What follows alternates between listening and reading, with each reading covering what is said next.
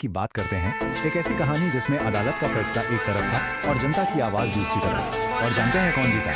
चलिए परत दर परत समझते हैं। जरा सोच कर देखिए, एक फिल्म है, ठीक है, उसे देश की सबसे बड़ी अदालत सुप्रीम कोर्ट से हरी झंडी मिली। मतलब रिलीज के लिए सब कुछ तैयार है, लेकिन लोग सड़कों पर उतर आते और विरोध इतना जबरदस्त होता है कि फिल्म सिनेमा घरों तक पहुंच ही नहीं पाती।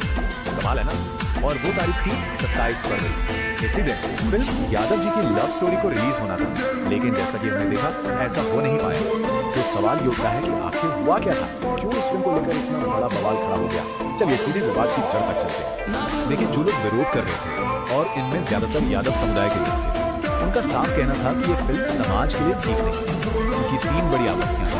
पहली, ये फिल्म अलग अलग समुदायों के बीच, जैसे कहते हैं ना, आपसी मतभेद, वो पैदा कर सकती है। दूसरी, इसकी कहानी को कुछ लोगों ने विवादास्पद लव जिहाद के नैरेटिव से भी जोड़ा।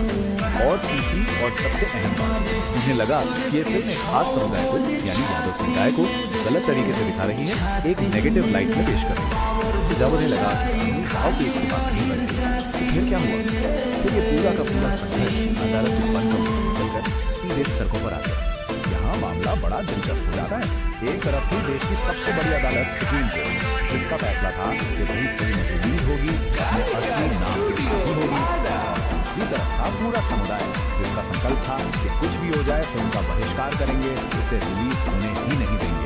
तो सुप्रीम कोर्ट के फैसले ने सच कहें तो आग में घी डालने का काम कर दिया। विरोध करने वालों के इरादे और भी मजबूत हो गए। तो जैसे ही कोर्ट का फैसला आया, बस सोशल मीडिया पर समझिए एक तूफान आ गया। हर तरफ से एक ही आवाज उठने लगी, एक ही कॉल फॉर एक्शन कि अब सड़क पर उतरना होगा। और देखते ही देखते ऑनलाइन शुरू हुआ ये गुस्सा एक बड़े प्लान में बदल गया। रिलीज के दिन होगा चक्का जाम, और ये लाइन 27 तारीख को हम चक्का जाम करेंगे, ये बस एक नारा नहीं था, ये एक ऐलान जंग बन गया।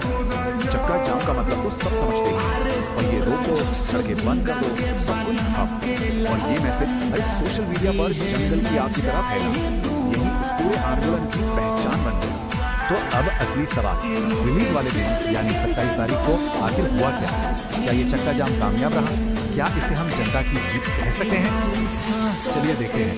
सबसे पहली बात ये कि ये विरोध सिर्फ एक समुदाय का नहीं था। हाँ, नेतृत्व यादव समुदाय कर रहा था, लेकिन उन्हें ब्राह्मण, ठाकुर और दूसरे कई समूहों का भी पूरा साथ था। एक तरह से एक संयुक्त मोर्चा बन गया। खासकर उत्तर प्रदेश और बिहार जैसे राज्यों में तो इसका बहुत बड़ा असर देखने को मिला।